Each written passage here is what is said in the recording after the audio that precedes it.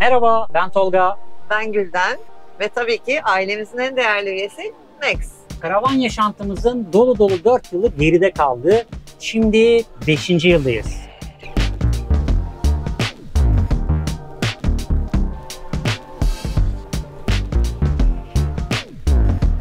Beşinci sezonda bakalım neler yaşayacağız, hep birlikte görelim.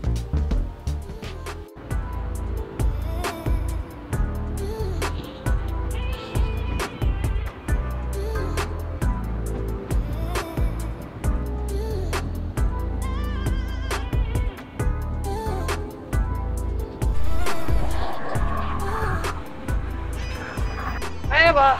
Merhaba. Uşakşehir merkezinde işlerimizi hemen halledip gezmeye gidiyoruz. Tahminleriniz var mı? Nereye gidebiliriz mesela? Uşağı bilen izleyicilerimiz, takipçilerimiz varsa onlardan yorum alabilirim mesela şu anda. Uşak'ın ilk videosunda bahsetmiştik özetle. Yeri söylememiştik ama Evet.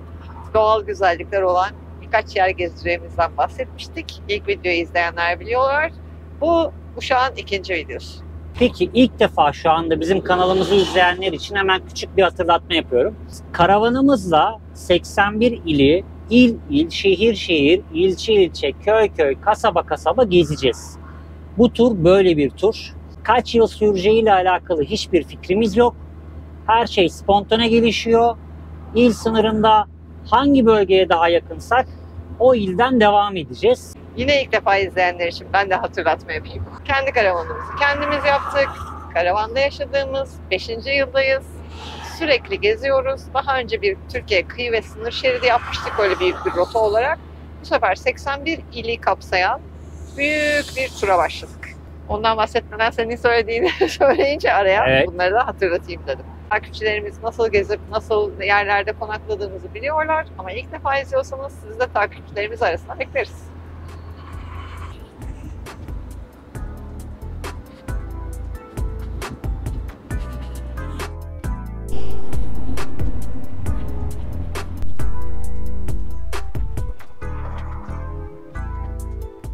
Oh ya.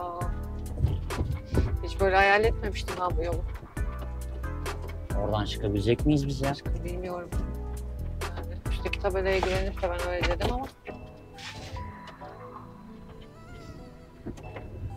Çok enteresan yerlerden gidiyoruz.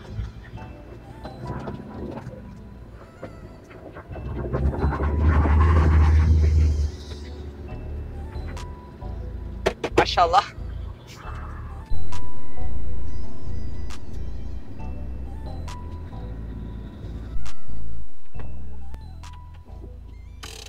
Geldik işte buradayız. Çeşme bulmuşken hemen su takviyesi yapalım çünkü suyumuz yarım.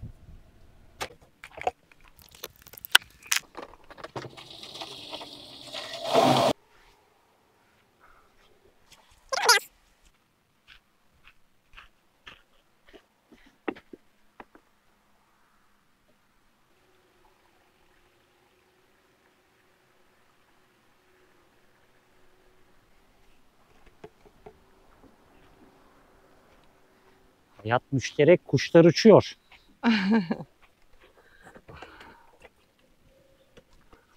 Evet tatlım. Daha nasılsınız? İyi, siz nasılsınız? Çeşmebaşı sohbeti yapalım senden biraz. Ne var ne yok. Vallahi hep buralarda öyle. Buralar eskiden hep dutluktu.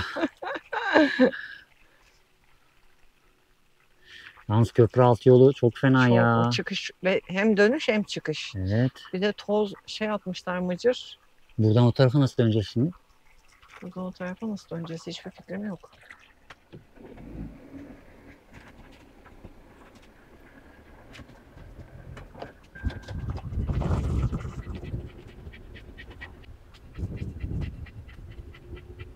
Neymiş?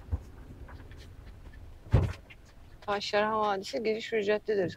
Kişi başı 45 lira. Bisiklet 45, motor 90, araba 135, Minibüs minibüs 405. ya da karavan. Büyük minibüs 675, otobüs 1350. Oldu canım.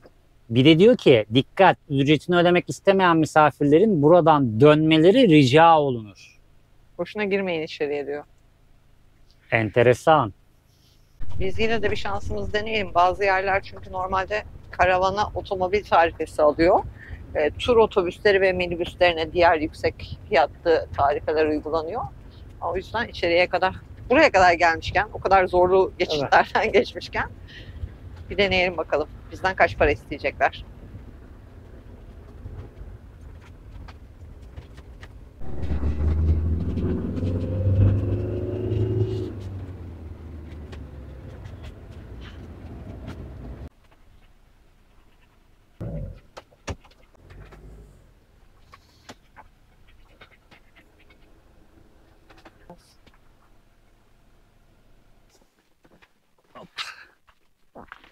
Gel bakalım.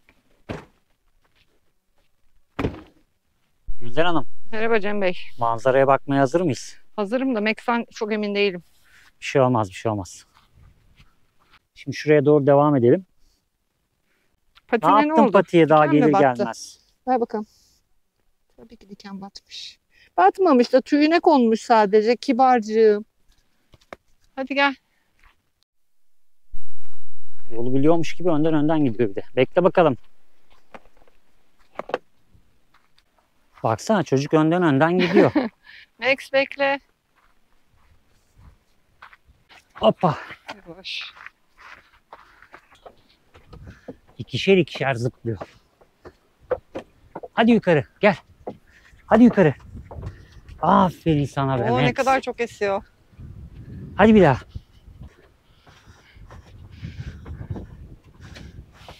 Öf, vadiye inişi gördün mü karşıda? Merdiven full. Burası kapalıymış. Bu taraf piknik alanına gelen yol. Böyle geliyor. Otopark da şurası. Oh çok yorulduk. Yalnız aşağısı efsane görünüyor. Deli gibi bir merdiven var. Tam şuralardan şöyle kıvrıla böyle bir yer. Aslında çok daha fazla su olan bir yer normalde ama bu seneki kuraklık, yazın yağışsız geçmesi her yeri çok etkiledi. Evet hiçbir şey yok. Tek şu kısımlarda var su. Eski fotoğraflarında bayağı dolu suyla. Buranın en üst katı da böyle bir yer. İyi yapmışlar yoksa bu rüzgar uçurur insanı. Evet. Cam koymuşlar her yerine. Hem aşağı düşme tehlikesinden dolayı hem de rüzgardan dolayı korunak olmuş burası. Karavanımız da hemen otopark alanında. Şöyle bir manzaramız var.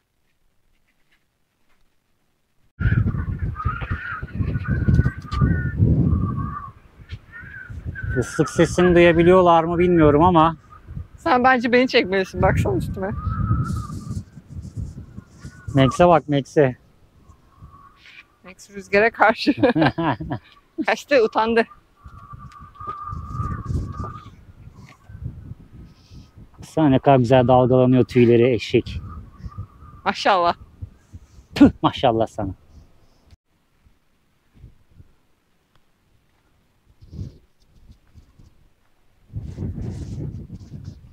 Bak nerelere Bak tırmanıyor. şurada yol var şurada. Max'cim bu taraftan. Şurada yol var. Gitti babasının yolundan gidiyor oraya. Eşek Max. sıpası. Neredesin? Max'in olmaması.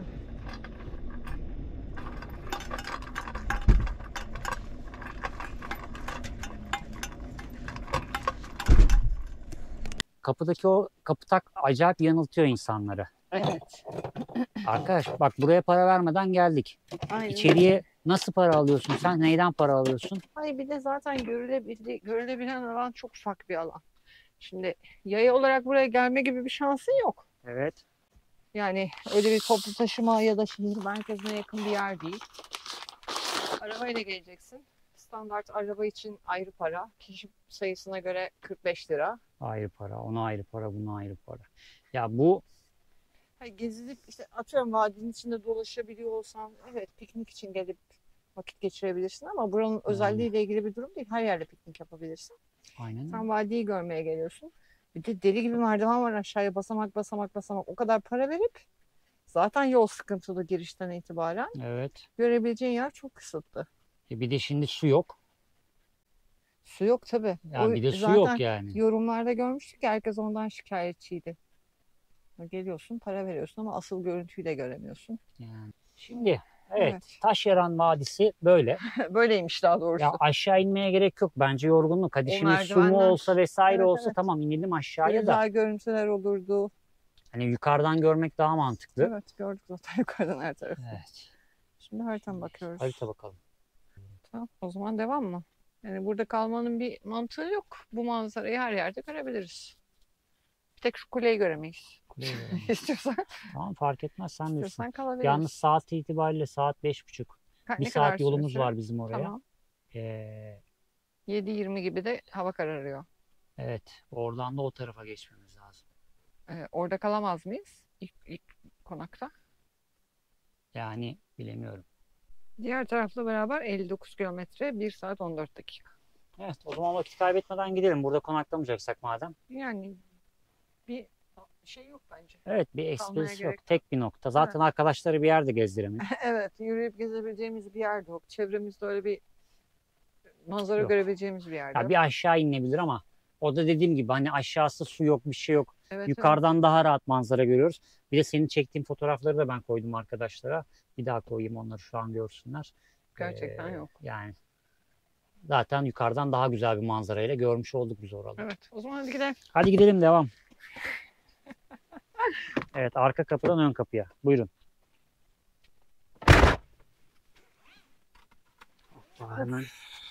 Hemen camları açalım. Yukarısı esiyor ama güneş de acayip yakıyor bir yandan.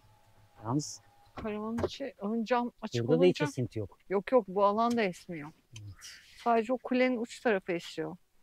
Ve Zaten kuleden indiğimiz gibi ter bastı. sıcak bastı ama. Evet, Çocuk evet. su içiyor. Bekliyoruz.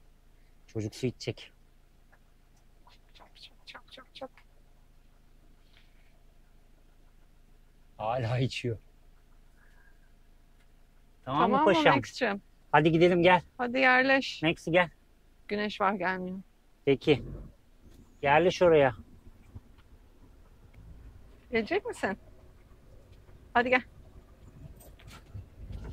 Aferin sana. Kuzum. Şimdi derdimiz cama çıkmak. Ona rağmen bayağı da kalabalık. Evet.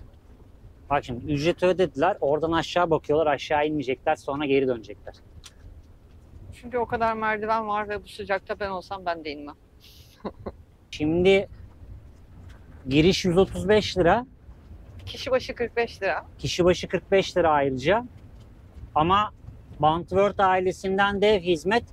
Ev konforunda size burayı kuş bakışı gösterdik. O Hiçbir yüzden ücret ödemeden bizimle beraber böyle güzel yerleri gezebilirsiniz. Haliyle bir beğeninizi de alırız yani.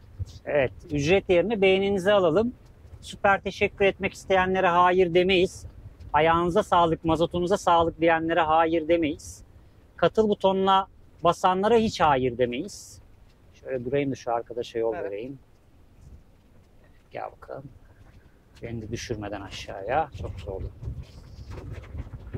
Katıl butonuna basarak abone olmak isteyenlere, ileriki zamanlarda özel ayrıcalıklı içerikleri görmek isteyenlere de hayır demeyiz. Yani bütün desteklerinize açığız. Şimdi normalde bu yoldan yukarı çıkmanız gerekiyor yolun karşısına geçebilmeniz için. Ama biz onu yapmayacağız. Geldiğimiz gibi geri Evet, döneceğiz şuradan karşıya. bir yan yol var hemen. Köprünün oraya ineceğiz.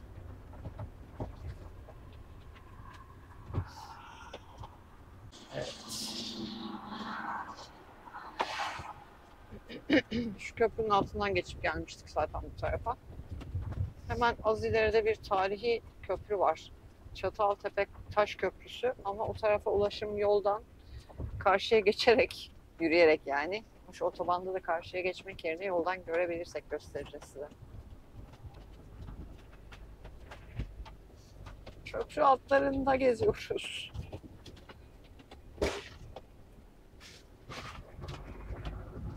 Sanki bir şey düştü gibi oldu yukarıdan. Hoppa.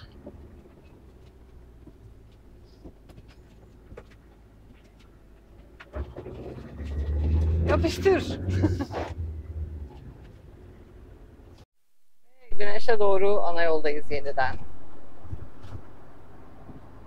Aslında taş köprü buradan gözükmüyormuş. Biz yukarıda ağaç aralarında gördük ama. Şurası ya. Evet. Orası ama. Çekecek misin? Tam ağaçlar engel oluyor sürekli. Bak, emniyet şeridine geçtim. Bunu hiç kimse için yapmam. Gelin benimle.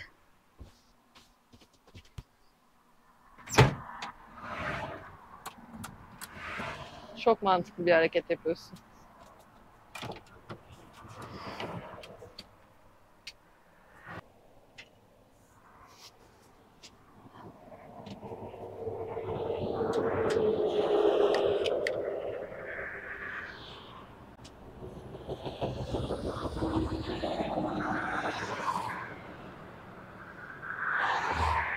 Şurada görünen köprü. Yukarıdan köyden de yol varmış aslında ama oho, muhtemelen biz şu V'ye çıkamazdık. Yukarıdan traktör çağırırdık. Hoppa. Kamyoncu çok enteresan bakıyordu. Ben de karşıdan gelenleri görüyordum. Herkes şokta. Hani genelde emniyet şeridine çeken arabalarda bir aksilik olur ve altına bakarlar. Sen üstünde. Ya. Yedek şoförümüz hemen görev başına geçti. Max bizi nereye götürüyorsun? Sen mi kullanacaksın karavanı? Hadi geç yerine. Gel. Şu koltuğunu sıcak tuttu. Canımsın. Yeteri kadar sıcak değil zaten. Emekleriniz için teşekkür ederiz Cem Bey. Rica ederim. Artık bu kadar çabaya da bir beğeni almazsak ayıp.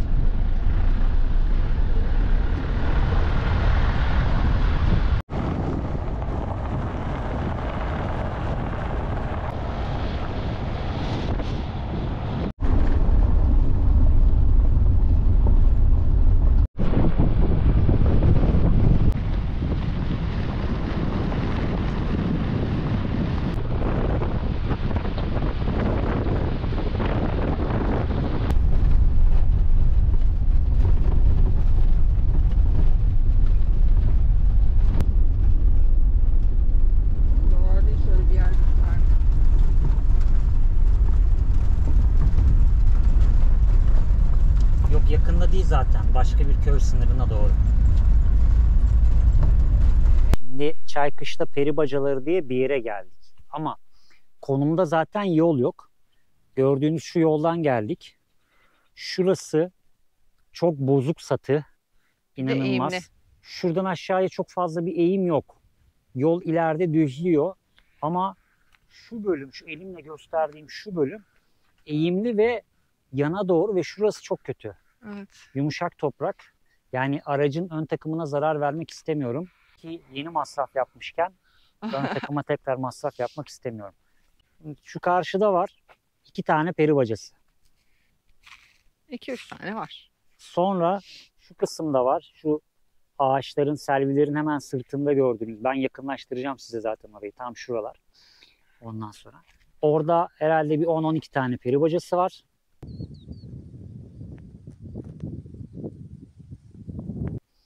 Şu kısımda yeni oluşumlar var. Bakın şurada hemen 2 tane oluşum var. Yanında. Şu Şu tarafa uçta doğru bir vadide tane. de bayağı var aslında. Arkada da bir beyazlık var. Muhtemelen orada da var. Şimdi burası böyle bir yer. Şimdi şu ağacın gün batımına doğru giden bir yol var. Bu yol Manisa'ya gidiyor. Evet, sınıra bayağı yakınız. Ama biz Manisa'ya gitmeyeceğiz daha. Gezeceğimiz Çünkü- Uşak'ta çok yer var. Evet. O yüzden size Çaykışla peri bacalarını şöyle gösteriyorum. Şu taraflar. Ve biz Buralar peri bacaları. Biz de yola devam ediyoruz. şimdi karavanı oradan çıkartacağım. Orada manevra yapabilirsem manevra yapacağım. Şuradan yukarıya devam edeceğiz.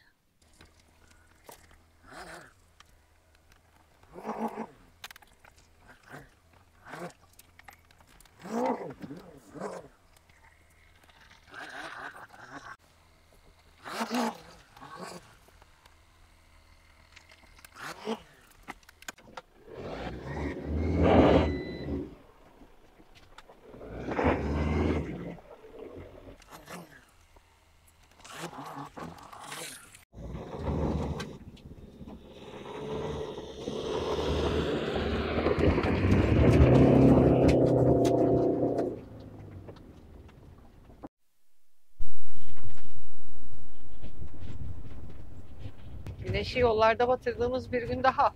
Evet, 2,5 kilometre topraktan sonra asfalta kavuşmanın vermiş olduğu mutlulukla birlikte gün batımının bize eşlik etmesi de gezimizin en güzel yönlerinden biri. Bugün çok gezemedik. Şehir Evet. içindeki işlerimizi halletmeye çalıştığımız için zaten günün yarısını kaybettik orada. Bankalardı, resmi kurumlardı falan filan derken. Neyse bakalım şimdi bir yere daha gidiyoruz. Evet, gezmelere devam. Köy yollarından, güzel mezralardan, mahallelerden. Eski evlerin arasından, biraz dağlardan, tepelerden. Bolca dağ yollarından. Mazotun mahvettik mazotu. Çeyrek depo mazotumuz kaldı ve yolumuzun üzerinde benzinlik yok. Buluruz illa bir yerde. Hadi bakalım.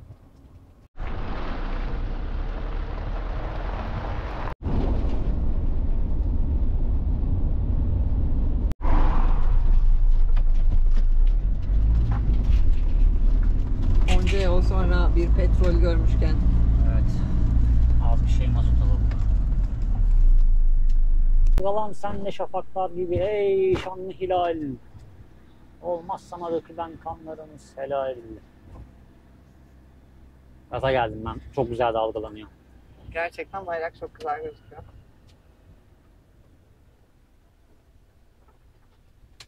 Evet. Eşme merkez aslında burada gezilecek bir yer yok. Yol üzeri bir noktamız. Yamaç paraşütü alanı vardı yukarıda. Oraya çıkmaya niyetleniyorduk aslında ama hava kararmak üzere ve oranın yolu malum. Paraşüt atlama tepesi olduğunu düşünürsek. Bir de Eşme'yi çok güzel görüyor. Gece ışıl ışıl bir Eşme manzarası var. Eşme dediğimiz yer de bayağı genişçe bir alanı kapsıyor. Evet. Böyle güzel bir manzarada bazı akşamcı arkadaşlar da orayı çok fazla ziyaret edecekleri için evet Max. Ondan dolayı da o paraşüt tepesini es geçtik. Şimdi Eşme şehir merkezinde bir karavan kamp alanı olduğunu gördük haritalarda. Birkaç ay önce bir karavan festivali düzenlenmiş sanıyorum. Gördüğüm yoruma dayanarak. Öyle bir yer varken bir gidip bakalım dedik. Evet. Bir de hemen araya gireyim. Evet, gir araya sen de Max. Hemen sen de gir araya. Eşme'de ve bu çevrede inanılmaz güzel taş evler var. Hani böyle bir taş ev, eski ev merakınız varsa ve bu taraflara yolunuz düştüyse böyle köylere girin. Deli olursunuz. Nereye bakacağımızı şaşırıyoruz. Evet, çok güzel taş evler var. var. Benim sohbetim bitti. Yola devam. Bir de Uşak'ta sanırım çok karavancıya alışkın değiller. Çok özellikle garip bakıyorlar. köylerinde çok böyle falan diye bakıyorlar. İşte yolda mesela köylerden geçerken baktıklarında tabii ki selam veriyoruz. Böyle selam vermeleri bir 5-6 saniye falan oluyor. Bazen vermiyorlar. Evet, çoğu zaman selam alamıyoruz Evet, ya. çok ya turist gelmiyor ya da işte hani köylerde Belki. ben onu düşündüm. Muhtemelen köylere yabancılar girmiyor doğru düzgün. İşte geliyorlarsa bir tanıdığı vardır diye Kime geldiler düşünerek acaba? kime geldiler acaba diye bakıyormuş gibiler yani. Bir karavan parkı var dedim ama Eşme'nin içinde değil tabii, merkezinde değil. Buyurun. Rica ederiz, ne demek. Her zaman. Eşme'nin tam da merkezinde değil. 4 kilometre falan değil mi? Evet, Merkeze 3,5-4 bakarsak. kilometre merkezden uzakta. Şimdi yanlış bilgi vermiş olmayalım. Sonra araç giriş çıkışı yasaktır. Nasıl Karavan araç kamp giremez? aşkına. Şurada bir amca yürüyor. Hadi amcayı bile. Karanlıkta kaldık. Dışarı çıkıp dışarıda konuşalım. Yok, yetmez. Yetmedi, hadi dışarı. Manzaranın güzelliğine bakar mısınız? Nasıl bir gün batımı ama. Renkler harika oldu. Evet. Şimdi şöyle bir yerdeyiz. Eşme kamp alanı diye geçiyor burası. Devasa büyük bir alan. Ücretli mi diye sordum. Sizin canınızın sağlığı dedi adam ya direkt. Evet, nereye isterseniz oraya yerleşebilirsiniz dediler. Biz zaten akşam kalıp sabah devam edeceğiz. Aa, öyle mi dedi. Şaşırdı. Muhtemelen hafta sonu gelip vakit geçiriyorlar falan. Güzel bir yer. Kocaman bir şey alanı yapmışlar. Gölet alanı yapmışlar ama şu anda su yok içinde gördüğümüz kadarıyla.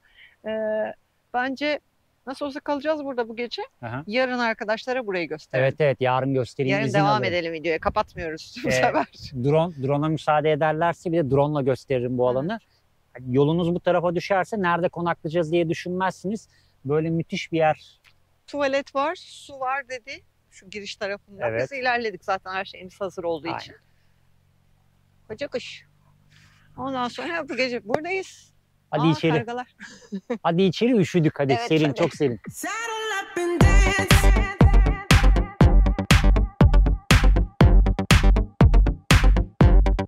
Baby, take a chance.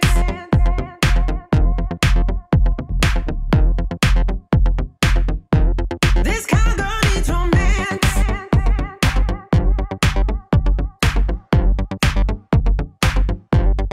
Baby, take a chance.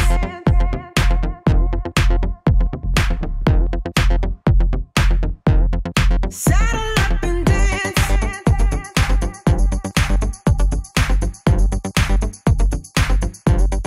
Baby, take a chance.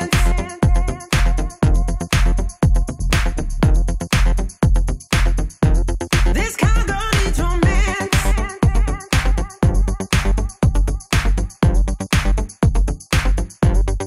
Baby, take a chance.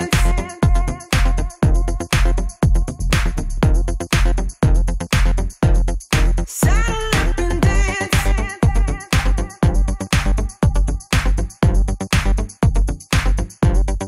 Baby, take a chance.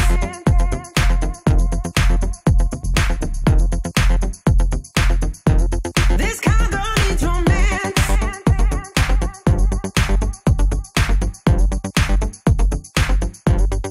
Baby, take a chance.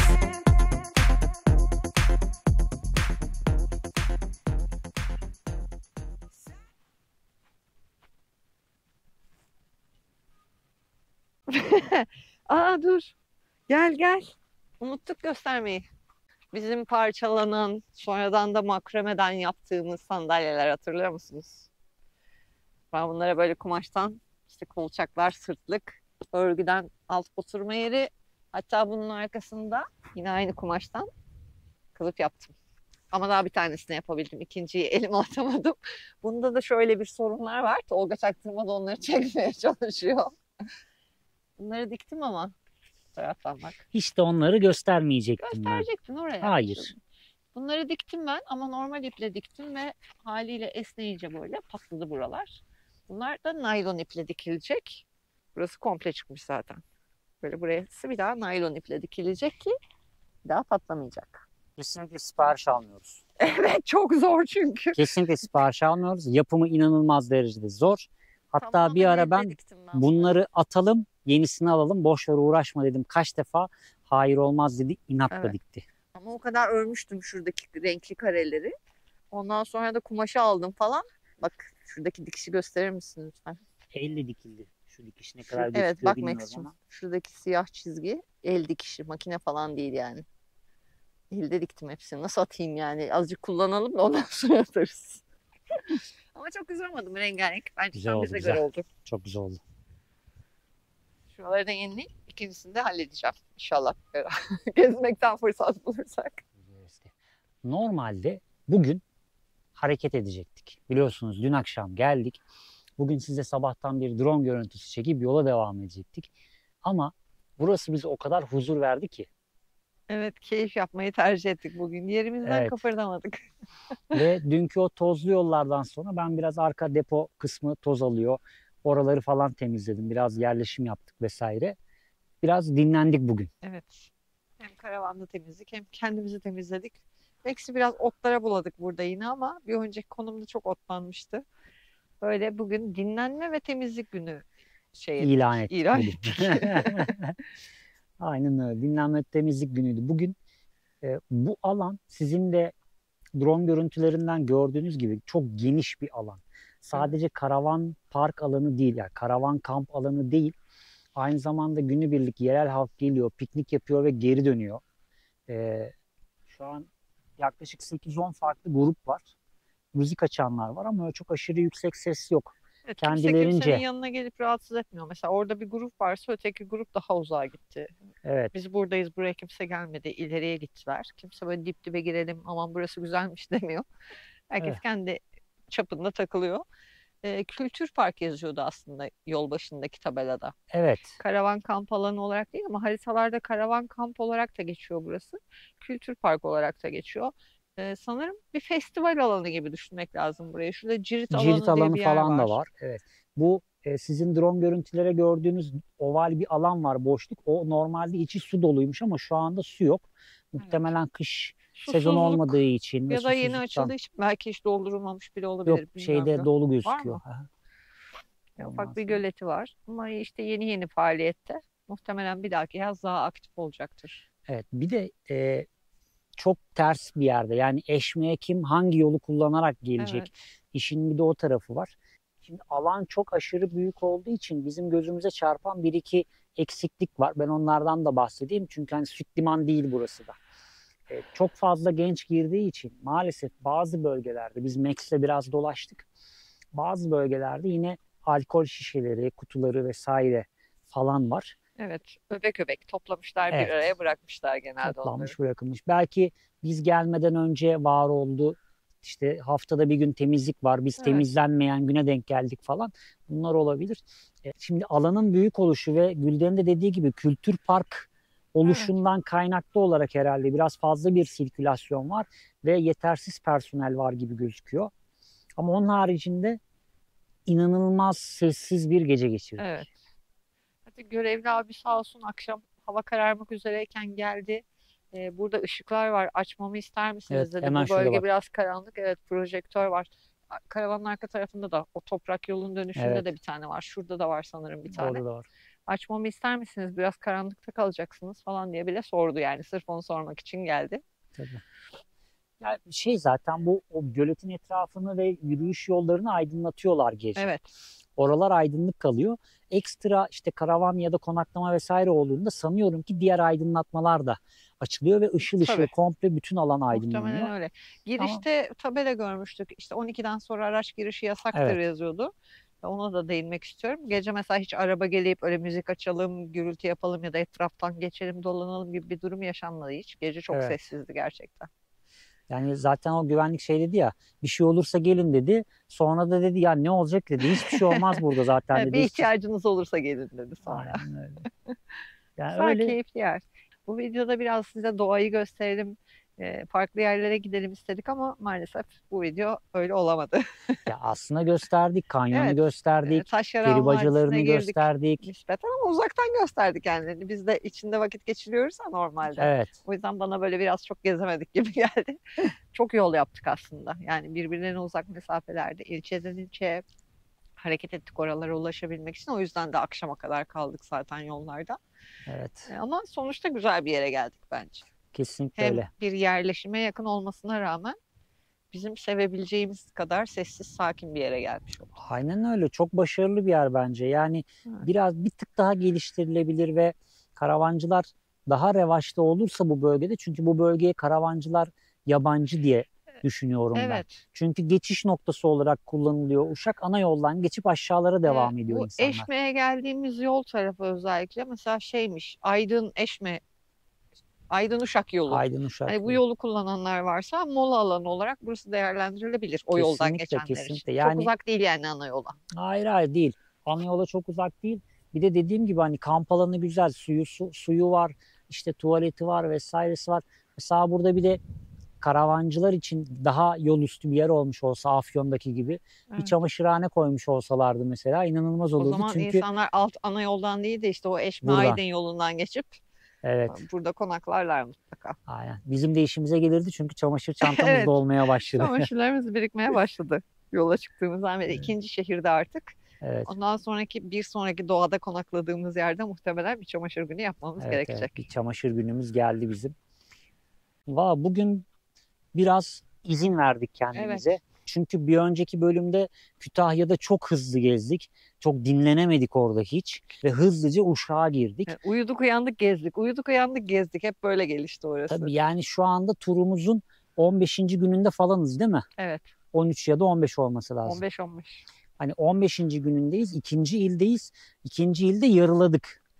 Aslına evet. bakarsan bundan sonra 6 tane ya da 7 tane konak Evet. şey var. Gezi noktamız var. Totalde değil mi? Evet. Yanlış hatırlamıyorum. Ondan sonra hani bir video mu çıkar? Hepsini video bir video çıkar mu mı? toplarız? 2 video mu toplarız bilmiyoruz. O Tamam. yerlerin doluluğuna bağlı Evet. olacak birazcık. Ama işte ikinci il de çok hızlı geçiyor 2 haftada. Biz bir önceki turda kıyı sınır şeridi turunda hani ayda bir şehri zor bela geziyorduk. Bir tek Karadeniz bu kadar hızlı gezmiştik. Evet. Bir Bir Karadeniz'de. Karadeniz bu kadar hızlıydı. Onun haricinde gerçekten 2 ayda bir falan bir şehirden çıkıyorduk. İşte Muğla, Antalya, Mersin. Evet. Oralardan yani 2 ayı bile geçmiş olabilir gezdiğimiz yerler. Çünkü bir önceki turda biz hareket ettiğimiz zaman maksimum 30 kilometre yol yapıyorduk. Evet. Ki çoğu zaman 10 kilometre sonra tekrar duruyorduk. Çünkü çok güzel bir yerle karşılaşıyorduk. Yeni O bir yer daha zamanki buluyorduk hemen. turun amacı farklıydı. Şimdiki amaç farklı olduğu için 81 vilayeti karavanla tek tek gezmek, ilçesine, köyüne, kasabasına uğramak biraz hızlı ve mazot konusunda da yorucu olmaya devam ediyor. Evet, maalesef çok sık mazot alıyoruz. Aşırı sık hiç alışık Çok değilim sık ben bu mazot duruma. alıyoruz. Çok müzdaribim yani bu Çok durumdan. şükür alabiliyoruz. Çok şükür hala alabiliyoruz. Ama bu konuda da tabii ki desteklerinizi bekliyoruz. Kesinlikle öyle. Destek olabileceğiniz unsurlardan bir tanesi beğen tuşuna basmak. Diğeri videolarımıza yorum yapmak. WhatsApp gruplarınızda, arkadaşlarınızla, eşinizle, dostunuzla, ailenizle videolarımızı paylaşmak. Kanalımıza ilk defa denk geldiyseniz abone olmak. Evet. Sonrasında da üretmiş olduğumuz acil durum bileklikleri, deprem bilekliklerinden satın alarak sevdiklerinizi hem mutlu edebilirsiniz hem de bizden birer tane hatıra size kalmış olur ve böylelikle de kanalımıza doğrudan destek olmuş olursunuz sevgili dostlar. Katıl aboneliğimiz var. Süper teşekkür etiketlerimiz var. Yani videoların altına yorum yazarken sticker, emoji ne derseniz onlara belli miktarlarda ücretlendirmelerle onlardan gönderebiliyorsunuz. Onun haricinde Tolga'nın dediği gibi katıl aboneliği var. Katıl aboneliği de baz fiyatlardan yüksek fiyatlara kadar birkaç alternatifimiz var. Katıl aboneliği aylık üyelik gibi. İsterseniz tek ayda yapıp iptal edebiliyorsunuz ama iptal etmezseniz her ay yenilenen bize bir desteğiniz olmuş oluyor.